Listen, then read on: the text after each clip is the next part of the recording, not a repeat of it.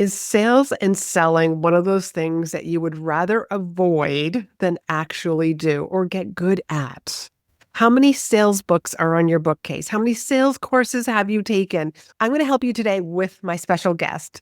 She is the sales maven, and I was on her podcast recently. And after having such a wonderful conversation, I was like, you have got to come over to my podcast and share your brilliance about sales.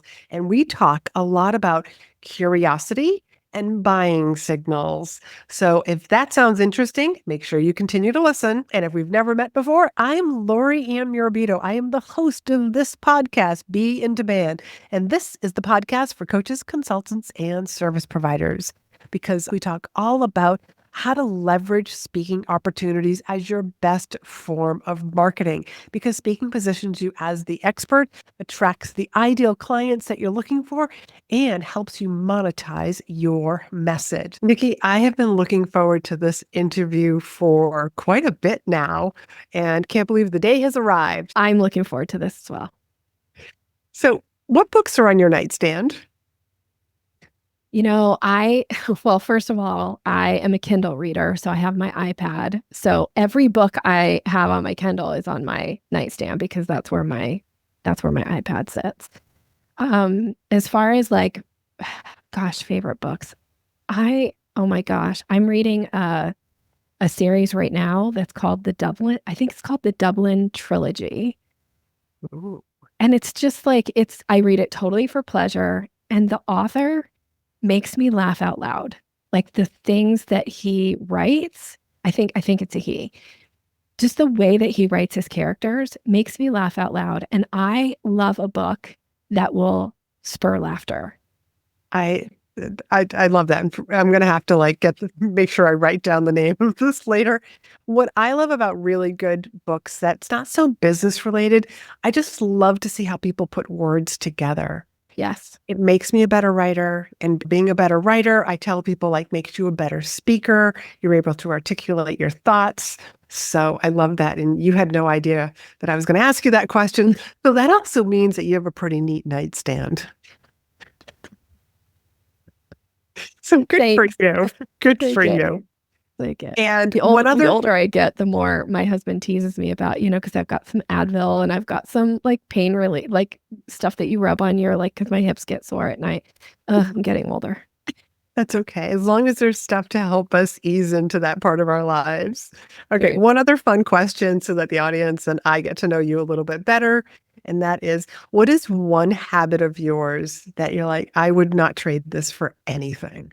Oh, it might kind of relate back to the question that I just said here, is that one habit of mine is I do try to find some version of humor or something to find funny, even in the darkest moments. Mm-hmm. And that has been a habit I've had for many, many years, and it continues to serve me.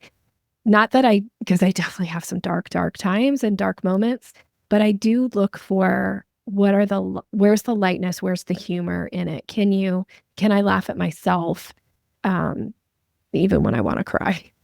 Yes. And I think that's a really good skill to have, because if you haven't had any dark moments, you're going to have some dark moments. Yeah. It's just inevitable with life.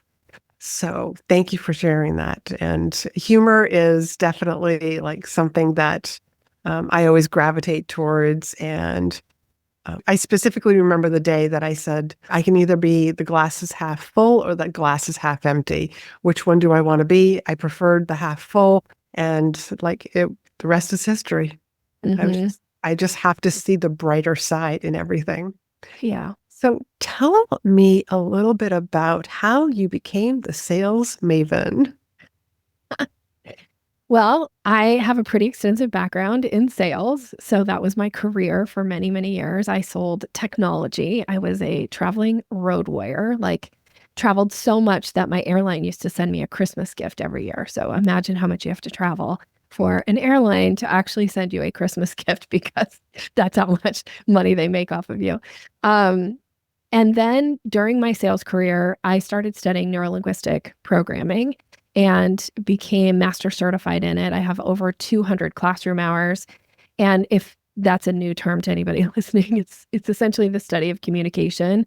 So I started studying NLP because I thought it would make sales easier for me. And it definitely did. But what it really did is it made me a better communicator, and it improved many relationships in my life as a result. And so I got to a point in my career where I was feeling a little bit like, is this it? Like, is there anything else out there for me? And I got really curious about that feeling because I was having so much success in my career. It was interesting to feel like it wasn't quite as fulfilling as I thought it would be once I reached a certain level. And I left my job, my corporate job, and started helping my NLP teacher build her business. She had just moved to the state that I was living in. And that's when I first started attending networking meetings with entrepreneurs, because again, I came from this very corporate background. I worked in a very male dominated industry. I was meeting with, huge law firms, huge corporate, firms, and selling to them. I mean, I sold to NASA at some point in my career, like big companies. And I started meeting these entrepreneurs and realizing that these people are just incredible. They're super passionate. They want to make a difference in the world. And I just wanted to be around them, and I wanted to be of some kind of support and help. And I found that a lot of them were struggling to make money. And the thing that they were really struggling with is they didn't understand how to sell. And that was something I knew how to do. So I just started kind of helping some of them on the side, and just, anybody who wanted any kind of advice around sales, I just started offering it. And finally, somebody pulled me aside and said, like, Nikki, why aren't you doing this as a business? And I thought, I don't think people would pay me to teach them this. Like, it seems so easy. That seems dumb that somebody would pay me. But she convinced me that if I put a price tag on an offer, that people would sign up for it. And Sales Maven was really born out of that, out of just wanting to be of service and hang around super cool entrepreneurs. That's awesome. I really like that. That's a great story. All right. I got a couple of questions for you. Okay. NLP. I want to go back to the NLP. And Okay. you stumbled upon this? Did you know Well, NLP beforehand? Like, I'm just curious because this is starting to sound like how I got into coaching. okay. Well, it's okay. So I have been somebody for like pretty young age. I tend to seek out mentors. I love having a mentor, and I have been really blessed in my life to have these incredible mentors. One of my mentors, I was sitting in her office one day and I was lamenting about something. And she had made a comment to me about congruency. She was talking about congruency, and she was talking about what I was actually saying versus my body language. And I was like, what? What do you mean congruency? Like, I don't understand. And so she had shared with me that she'd studied neurolinguistic programming, and she kind of gave me like a little insight into it. So I got curious and I started reading books on body language and like, what does that mean? Like, how can I be incongruent? What I'm saying, what my body is, the message my body's sending. And then she called me out of the blue one day and said, hey, do you want to spend a week with me? Which I already said yes. And then she said, in the redwood forest. I said yes. And then she said, learning storytelling. And I was like, don't care. I'm in. Let's go. So we went and spent a week learning storytelling in the redwood forest. And that is when I met my NLP teacher. The person teaching storytelling, was master certified practitioner of NLP and had been teaching it for many, many years. So I signed up, and that's really like, I went deep into it for 2 years. I got on a plane one weekend a month to go study with her and, take her courses and become master certified in it. And then eventually she moved to the state that I was living in and started to help grow her business and assisting and all of that. So Good for you. It's so funny how things just all line up for you, and you just got to follow the breadcrumbs is what I like to say. that's so And true. and you did exactly that.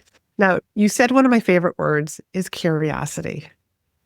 I think of this as anticipation And there's one thing that looking back on my childhood, I'll take you back to high school, the junior or senior prom. That anticipation of that particular party, that date, everything that leads up to it totally excites me. And so I kind of put that in the same category as curiosity, because I believe that there is something about making people curious. Mhm. And I've done podcast episodes and even trainings at networking events when people do their elevator pitch. And you know, the ones where you're rolling your eyes and you're just like, oh, please, would my phone just go off? Because the person is like giving you the history of themselves instead of making you curious to ask them questions. And please, yeah, tell me more. And I think, I love the word anticipation, and I know you had a guest on recently that talked, or maybe it's been a few months now, but talked about anticipation. I loved that episode, by the way. Brenna And McGowan. yes, yes, she was fantastic. So the idea of creating curiosity is it actually it can be a game changer. Like being able to show up and be curious is one thing in sales, but being able to show up and create curiosity is really how you open the door for that next part of the conversation. This is where you take it further. And it's the idea that if you don't know how to create curiosity when you're talking about your business, the products, the services that you offer, who you are, oftentimes you'll have very high level conversations. You'll talk about the weather, you'll talk about the event that you're at, but it'll never go any further. And if we don't know how to create curiosity, we can't deepen connection and relationship and then find out if this person I'm talking to has a need for what I do or say or offer. Mm-hmm. So I teach creating curiosity. It's a big part of what I teach. And I teach it as it's the difference between how you call a dog and how you call a cat.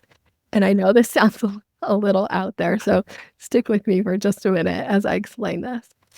So when you think about when you want to get a dog's attention, right? You kind of change your demeanor. You change the way you talk, your voice changes. You do these like high pitch, like, come here, boy, come here, right? And dogs love that energy. They're like, oh my gosh, I don't know what's going to happen, but I'm already in, right? They don't know if it's a treat, a walk, a car ride.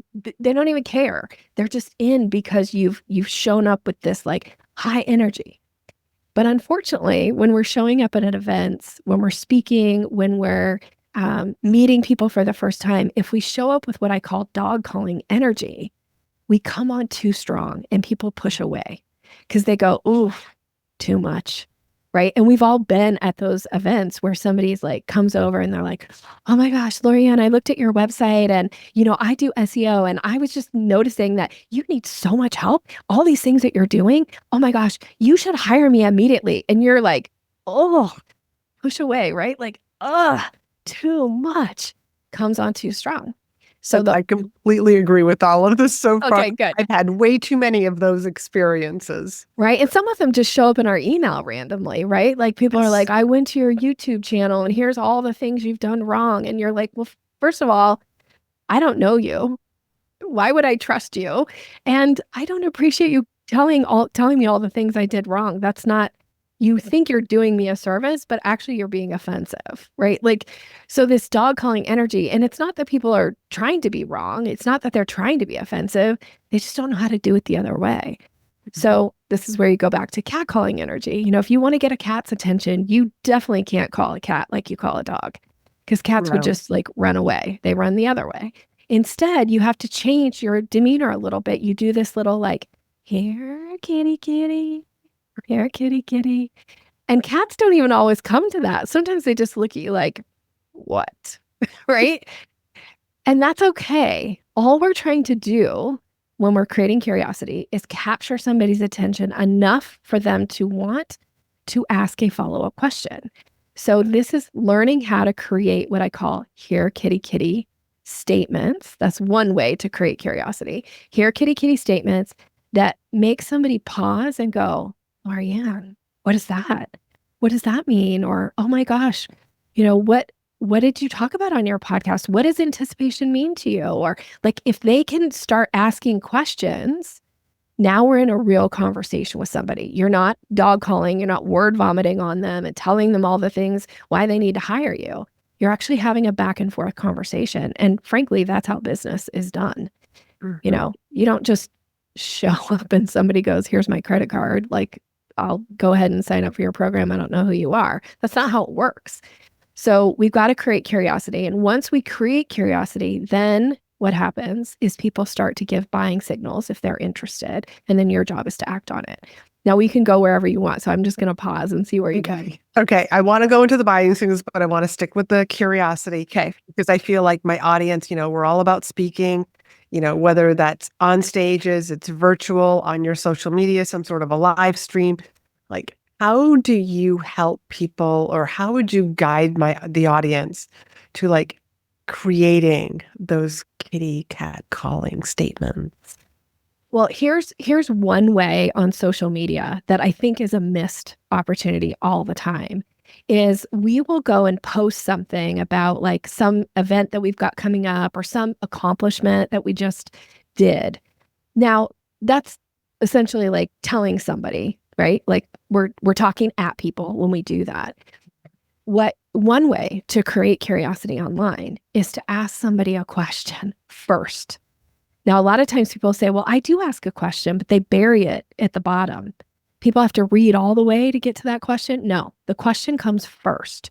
So let's say that you're really excited about some speaking opportunity you just booked. How about ask the question, what is the most exciting thing that's happened to you this week? Put some space. Then you give your answer. Because by asking their brain a question, they'll start thinking about their answer and they'll be that now curious to hear your answer. But just saying like, hey, I booked this speaking gig. I'm so excited about it. Look at me, look at me, look at me. Everybody's doing that. Yeah. But can you pique somebody's curiosity? And sometimes it's by asking their brain a question. And even though they may not answer it, they may not actually answer on your, on your thread or whatever. But they're likely answering in their head, and then they want to see what your answer is. Mm-hmm. So that's just one way to do it on social media, for instance. Okay, I love that. So how about from the stage? Well, from the stage, one of the ways to create curiosity is to prep people at the beginning that there's going to be an opportunity for them to get more. Mm-hmm. And I know because I've had you on my podcast, you're brilliant at this, right? Like you have this thing, I think I'm trying to steal your thunder here. I'm suspecting your audience knows that you do this, but you're like, I've got over 25 years. I can't fit it all in, right? Yeah. Right? Like, you know where I'm going with this? Yes. Yes. So if you pre-frame at the start of your talk, you say, now, what we're going to talk about today is X, Y, and Z. Now, many of you are going to want more. This is just the tip of the iceberg, but I'm going to give you something that you can immediately implement and leave with today. And for those that are ready to take that next step, I'm going to tell you how to get it. We'll do that before Q&A at the end. Now they're anticipating like, oh, I'm listening. I'm listening to what Laurie-Ann's saying. And I'm also thinking like, yeah, this is awesome. What else is there? What else does she got? What else can I get? Right. So you got to prep them a little bit. We want to pique that curiosity and have them go like, oh, that's just one way. There's planting seeds throughout your talks, right? Of like, actually, one of the ways I love to do this is the way you answer a question, right? Because if you're at a talk and there's an opportunity for audience to ask questions, you might get a question that is like, oh man, this is so in my wheelhouse. This is the stuff that I do with clients. Instead of just answering the question, you can plant the seed. You can create curiosity and you can say, that is probably my favorite question because I work with clients so much on this one thing. Now, there's a lot that goes into it. So I'm going to give you the first step. Oh, I love that. Talk about curiosity. Right? If you say the first step, what's implied there? There's more steps. Yeah. Yeah. I mean, like one of the things that I tell clients and students inside my in-demand signature speech, like if you have a I'll say a 4-step framework. And in demand signature speech, like I talk about, like you're only going to go over 3 points.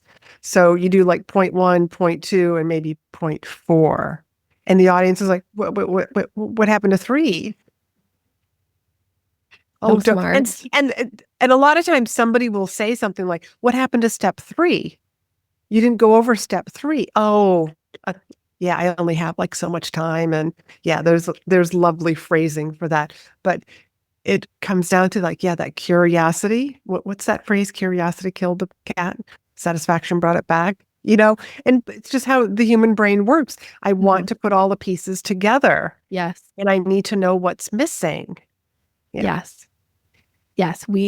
Our brains love to be able to make sense of something. This is why storytelling is so powerful, right? We want a beginning, a middle, we want an end, and we want to know like what's going on. So yeah, you got to pique that curiosity and have somebody going like, what does that mean? Or how do I get step 3? Okay, I can tell you how to get step 3. Is there a way that you put curiosity and storytelling together? Yes, for sure. So you can plant seeds through story where you can say, now, I'm not going to tell you all the things in the story. I'm going to tell you 3 of the main things. There's so much more. Like you could do it like that, right? Where that starts to plant the seed. The other thing is you can create curiosity when you talk about a struggle that's specific that somebody was having, and then the solution that you were able to help them with. That, because the thing about story is our brains associate. This is just like how our brains work. So when you hear a story about someone else, you're not really thinking about the someone else. You're thinking, how does that story relate to me? Where am I? Who am I in the story? Where am I in the story? Who am I in the story? How would that story impact me if that was my situation? What would I have done? What would I have said? Or what would happen in my business? Right? So, for instance, a story I love to share that often gets people like going like, wait, what? How does that work? How can I do that? Is I have a client that when she first hired me, one of the things that she was telling me is that she was doing consultation calls and they were taking anywhere from 1 to 2 hours. And I was like, goodness. Wait, what? Like, that's a no right off the bat. I want my clients to learn how to do a consultation call in 30 minutes or less. And I want them to close 75% or more of those consult calls. So that's one of the things that we work on. And when she came to me, she's like, Nikki, there's no way that I can close on a consult call in less than an hour. And so we worked together. The very first time we worked together, within 1 hour of us being done, she reached out and she's like, Nikki, I just closed in 15 minutes. This client, it had never happened to me before, right? So she went from being a 2-hour consultation to in 15 minutes, clients, like somebody actually paying her money. She had never actually even taken money on the first call before. Wow. She was like, oh no, we have to have multiple conversations. And I was like, oh no, you don't. Well, let's see, let's work this through. And so now when people go, oh, wait, I'm doing hour-long consult calls. I can do them in 30 minutes or less. I can take money. And this is actually when I get a ton of pushback. People are often like, yeah, but they do something that I do. There's no way I can take money. I can say 99% of my clients can take money on that first call. It's just learning how to do it effectively.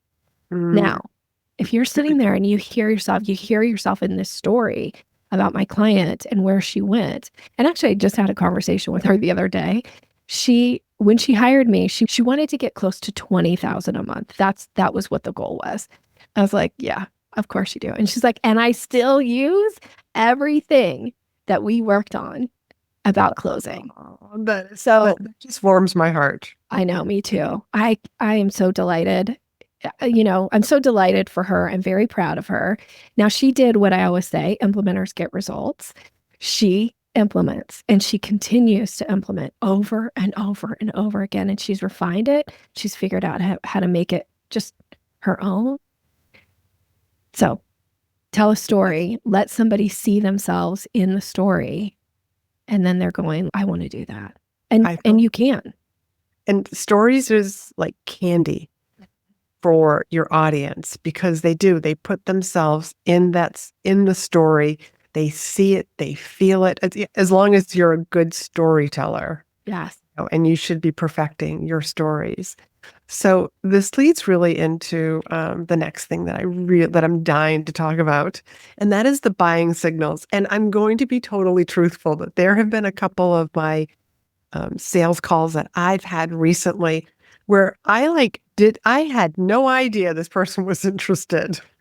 And I actually had to come out like, do you want to literally do you want to work with me?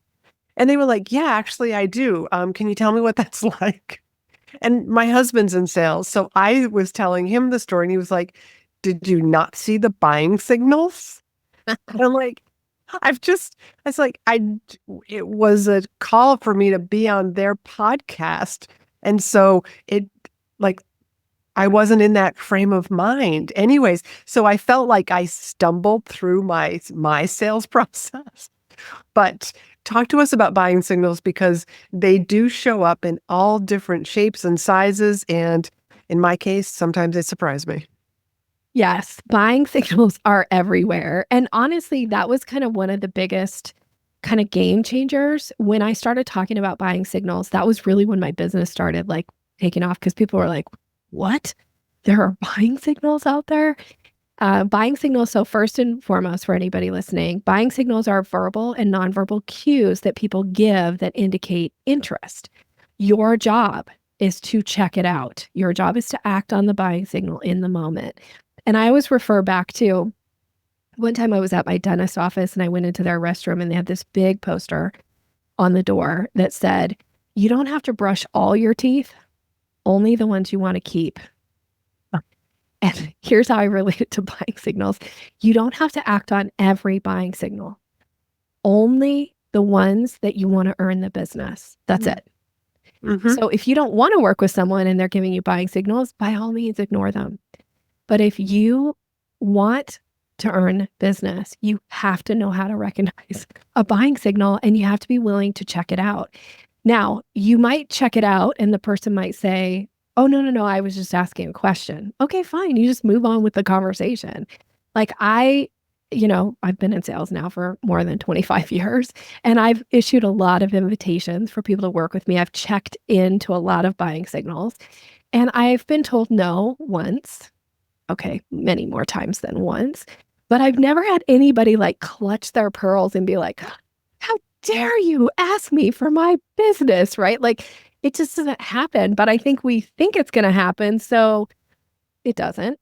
Get through that and push through and just be willing to check them out. So an example of a buying signal, which maybe I'm sure you can share from what, you're talking with somebody and they're indicating, usually it will come in the form of a question. Someone will say something like, what are the ways that you work with clients? And if that question feels a little bit where did that question come from? We were talking about being on their podcast. And maybe they're just asking for the podcast, the kind of the pre-interview call or whatever. And if you answer the question, you can check out and you can follow up and say, is that something you would ever be interested in? Right? You could say, here's how I work with clients, answer the question, and then follow up with an invitation. Is that something you'd be interested in? And you even if you're like, oh, maybe that's too direct, you could say, what spurred that question? I like both of those. So just make it simple. Mm-hmm. Right? But we've got to check because oftentimes if you don't act on the buying signal, people won't just say, Laurie-Ann, take my money. Please, I want to hire you. How do I do this? They don't even know how to articulate it yet in their brain. They don't know what you know. They don't know the ways to work with you. And so your job is to just make it easy for them. And the way you make it easy for their brain to make decisions is you ask them a question. So you could say, is that something you'd like to talk more about? Or is that something you'd like to get signed up for? Or what spurred that question? Right? Like just ask a question and see what happens. Because oftentimes they'll go, oh, well, actually, I really could use some help on crafting my talk, right? Or I want to get better at speaking, whatever that is. And then you can say, is that something, do you have a few minutes now? Should we chat a little bit about ways that maybe I could support you or be a resource to you? All right, I'm noticing a theme here with you. Yeah. Questions. Amen. Questions in the social media, asking better questions, questioning a question. Yes. Yes. Yes. And tapping into your NLP, tell me more about how questions light up our brains, because I think that's super interesting. Yeah, well, our brains are wired to answer questions, right? And actually there's a term, I cannot think of what it's called. Our brains are wired for questions. Our brains are like Google. If you go type anything into Google right now, Google tries to give you answers, right? It tries to say, here's pages of things on what I think you're asking me. And Google doesn't always get it right. Our brains are the same. When you ask somebody a question, even if they're not in the same room with you, so you're posting on social media, or even if they're in a live conversation with you, they have to intentionally try not to answer it. They have to try to pay attention to something else, because otherwise their brain provides them with an answer. That's just whether it's right or wrong. I mean, right. This is where all our limiting beliefs come in. Your spouse, is busy doing something. They've got their head down. You come in all excited from your day and it's like, hi. And it's like, oh, why aren't they excited to see me? And we come up with all of these different reasons why they might not be excited to see us. Or we just make these interpretations and that's just our brain doing what it's trying to do, which is anticipate and answer the question. So I'm going to go back to the buying signals. And as the speaker, when you are speaking, because this is all about, what we've been discussing is that it's about questions. This is your theme. Mm-hmm. So as the speaker, let's just set the scene. You are at an in-person event. You are speaking on stage. How can you sense buying signals from the audience? Well, a lot of times it will come in from their questions. Also, people will do things, right? Like in NLP, we call this beamers, behavioral emotional response system. So people will beam at you in an audience, and you probably know this as a speaker. The person who's just so leaning forward, they're so making eye contact with you, and they're just in, right? Like they're smiling, they're nodding. These are beamers, right? And we love those as speakers. We love beamers in the audience because we're like, oh, this person is so on board with what I'm saying. Well, pay attention to your beamers, because those people are indicating they're really in what it is that you're saying. So here's the game changer is when you come off stage. Don't run away. Don't leave the room. Stick around and be willing to be open to people coming up, because they're going to want to tell you story. They're going to have questions for you. But one of the things that I think speakers often freak out about is sometimes they'll have a line of people wanting to talk to them, right? Which is great. You did a great job on stage. Now you have all these people wanting your attention. Don't rush through each person to try to get, to get through, because the people who really want to talk to you, they'll stick around. And your job is to invite people to the next step before you leave the room. So that means pulling out your calendar and booking times for you guys to talk, or that means taking their credit card and letting them sign up for your program if they want to. And I don't care if you have 10 people in line. Go ahead and say, if somebody comes over to you and they're like, Laurie-Ann, I need help. I know I need you in my life. And you go, great. Tell me a little bit about what would be interesting to you.